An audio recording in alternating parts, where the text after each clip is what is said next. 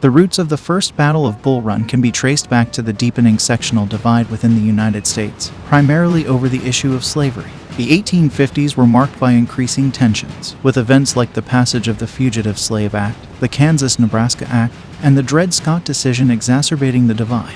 The election of Abraham Lincoln in 1860, perceived by the Southern states as a threat to the institution of slavery, was the final straw. In response, starting with South Carolina in December 1860, 11 Southern states eventually seceded from the Union, forming the Confederate States of America.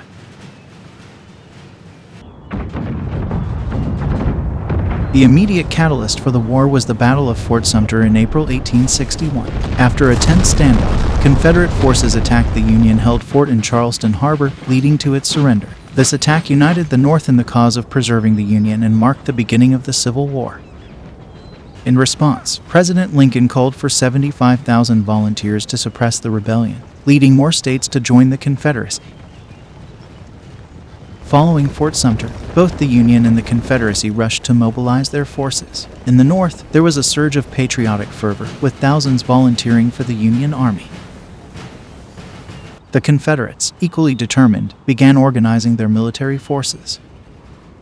The initial movements of both armies were not just military maneuvers but also political statements, each side seeking to solidify their positions and demonstrate their resolve. Manassas Junction, near the Bull Run stream in Virginia, held strategic importance due to its location near vital railroad lines and proximity to the Confederate capital of Richmond and the Union capital of Washington, D.C. Both sides recognized that control of this area was crucial for advancing their respective causes. In July 1861, under public and political pressure to launch an offensive, Union forces under Brigadier General Irvin McDowell began moving toward Manassas. Similarly, the Confederate forces, led by Generals P.G.T. Beauregard and Joseph E. Johnston, gathered near Manassas, preparing to confront the Union advance. McDowell's Union Army of Northeastern Virginia was organized into 5 infantry divisions of 3 to 5 brigades each. Each brigade contained 3 to 5 infantry regiments. An artillery battery was generally assigned to each brigade. The total number of Union troops present at the First Battle of Bull Run was about 35,000, although only about 18,000 were actually engaged. While McDowell organized the Army of Northeastern Virginia, a smaller Union command was organized and stationed northwest of Washington, near Harper's Ferry, commanded by General Robert Patterson. 18,000 men of the Department of Pennsylvania protected against a Confederate incursion from the Shenandoah Valley. The Confederate Army of the Potomac was organized into 6 infantry brigades, with each brigade containing 3 to 6 infantry regiments. Artillery batteries were assigned to various infantry brigades. The total number of troops in the Confederate Army of the Potomac was approximately 22,000. Right away!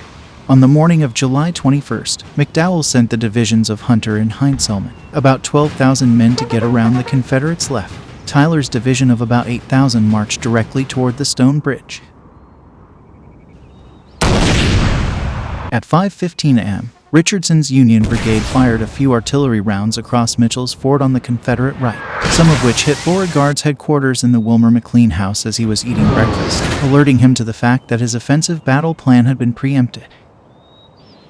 Nevertheless, he ordered demonstration attacks north toward the Union left at Centerville, but these orders were never carried out due to poor communication. On the Confederate side, poor communication had prevented several maneuvers from happening. This meant that the 1,100 men on the Confederate left would receive no support for the time being against 20,000 Union soldiers who were closing down on their position.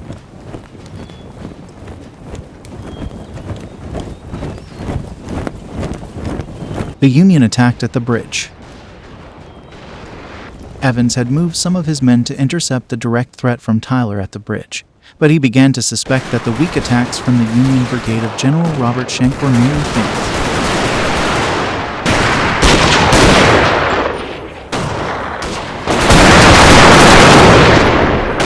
In the first use of signaling in combat, a message was sent to Evans letting him know that his position was about to be swarmed by up to 20,000 Union soldiers. Evans hastily led 900 of his men from their position fronting the Stone Bridge to a new location on the slopes of Matthews Hill, a low rise to the northwest of his previous position.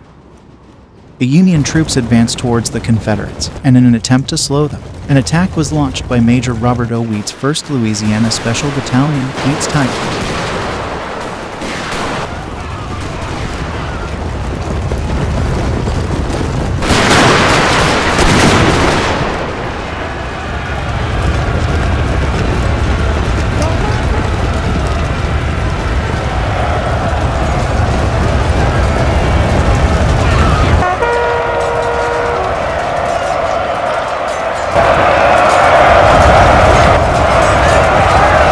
After Wheat's command was thrown back, and Wheat seriously wounded, Evans received reinforcement from 2 other brigades under General Barnard B. and Colonel Francis Bartow, bringing the force on the flank to 2,800 men.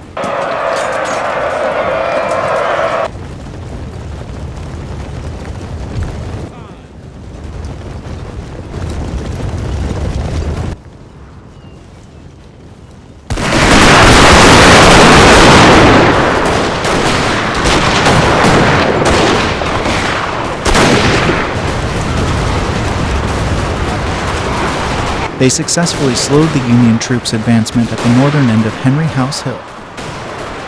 One of Tyler's brigade commanders, Colonel William Sherman, moved forward from the stone bridge around 10 a.m. and crossed at an unguarded ford and struck the right flank of the Confederate defenders.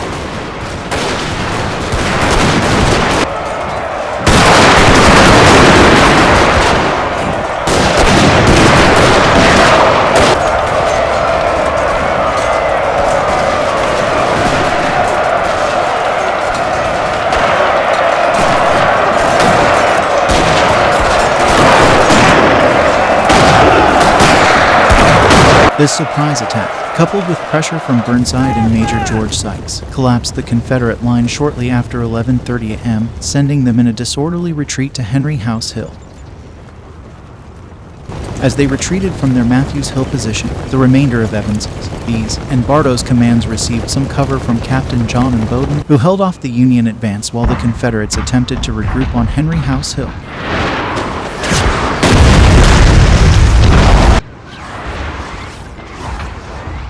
They were met by Generals Johnston and Beauregard, who had just arrived from Johnston's headquarters. Fortunately for the Confederates, McDowell did not press his advantage and attempted to seize the strategic ground immediately, choosing to bombard the hill. General Thomas J. Jackson's Virginia Brigade came up in support of the disorganized Confederates around noon, accompanied by Colonel Wade Hampton and his Hampton's Legion, and Colonel Jeb Stuart's cavalry along with a contingent of 6-pounder guns.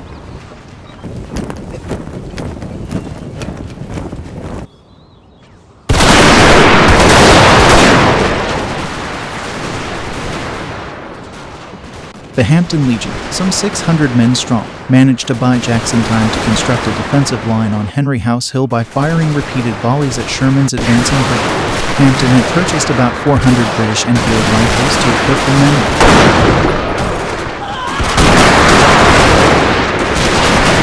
The 79th New York was thoroughly decimated by Hampton's musket fire and began to disintegrate. Jackson then posted his 5 regiments on the reverse slope of the hill, where they were shielded from direct fire, and were able to assemble 13 guns for the defensive line, which he posted on the crest of the hill. As the guns fired, their recoil moved them down the reverse slope, where they could be safely reloaded. Meanwhile, McDowell ordered the batteries of Ricketts and Griffin to move from Dogan's Ridge to the hill for close infantry support. Their 11 guns engaged in a fierce artillery duel across 300 yards against Jackson's 13.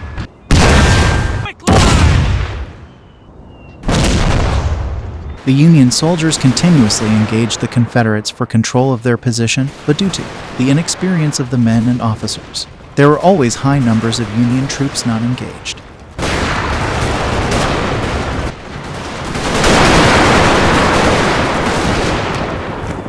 As his men were pushed back towards Henry House Hill, he exclaimed to Jackson, "The enemy are driving us."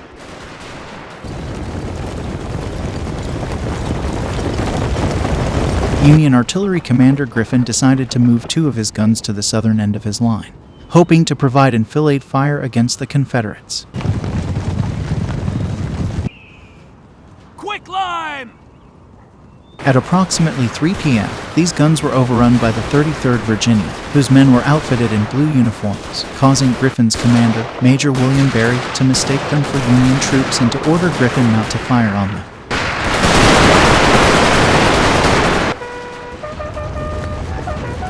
Close-range volleys from the 33rd Virginia followed by Stuart's cavalry attack against the flank of the 11th New York Volunteer Infantry Regiment, which was supporting the battery, killed many of the gunners and scattered the infantry.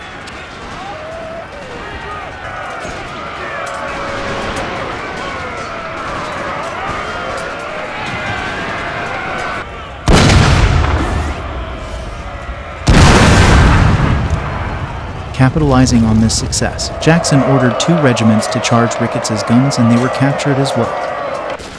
As additional Federal infantry engaged, the Confederates were pushed back and they reformed, and the guns changed hands several times. The capture of the Union guns turned the tide of battle. Jackson continued to press his attacks, telling soldiers of the 4th Virginia Infantry, "Reserve your fire until they come within 50 yards. Then fire and give them the bayonet. And when you charge, yell like furies." Although McDowell had brought 15 regiments into the fight on the hill, outnumbering the Confederates 2-1, no more than 2 were ever engaged simultaneously. At about 4 p.m., the last Union troops were pushed off Henry House Hill by a charge of 2 regiments from Colonel Philip George Cox's brigade. For the first time, Union troops heard the disturbing sound of the rebel yell.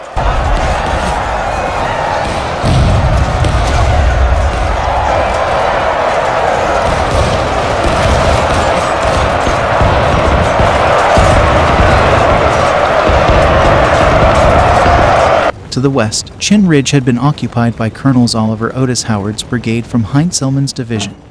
But at 4 p.m., 2 Confederate brigades, Colonel Jubal Early's, which had moved from the Confederate right, and General Edmund Kirby Smith's, which had just arrived from the Shenandoah Valley, moved forward and crushed Howard's brigade.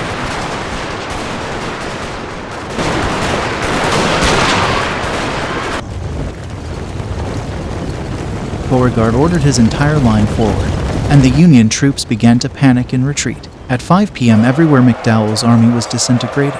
Thousands, in large and small groups or as individuals, began to leave the battlefield and head for Centerville en route.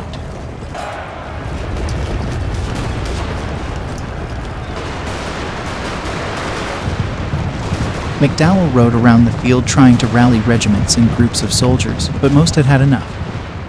Unable to stop the mass exodus, McDowell gave orders for Porter's regular infantry battalion, near the intersection of the Turnpike and Manassas-Sudley Road, to act as a rear guard as his army withdrew. The unit briefly held the crossroads, then retreated eastward with the rest of the army. The battle was a clash between relatively large, ill-trained bodies of recruits led by inexperienced officers. Neither army commander was able to deploy his forces effectively. Although nearly 60,000 men were present at the battle, only 36,000 had actually been engaged.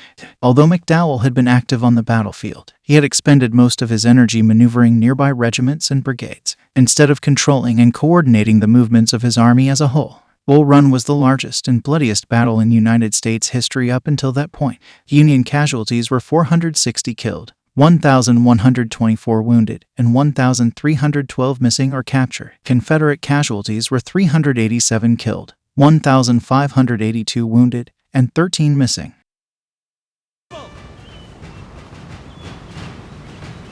The First Battle of Bull Run demonstrated that the war would not be won by one grand battle, and both sides began preparing for a long and bloody conflict.